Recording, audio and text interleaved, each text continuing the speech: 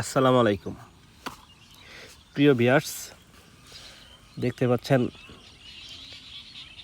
আমার ফিশারিতে মাছকে খাবার দেওয়া হচ্ছে। এই ফিশারিটা হচ্ছে মোটামুটি 14 একর। এটা হচ্ছে আমার যে বড় পুকুরটা বা বড় ফিশারি, ওইটা শীতের দিন, তাই কিছু কম খাবার দেওয়া হচ্ছে। দেখেন পাঙ্কাশ মাছ এখানে রয়েছে 60,000 এবং তেলাপিয়া রয়েছে 80,000। তেলাপিয়া প্রায় 4 কেজি হবে। দেখেন বিশাল। আমি পাট দেবার কলা চাষ করছি, কিছু পেঁপে গাছ লাগাইছি। দেখেন, মন যদি কখনো খারাপ থাকে তাহলে যখন মাছকে খাবার দিই তখন মনটা ভালো হয়ে যায় মাছ দেখে।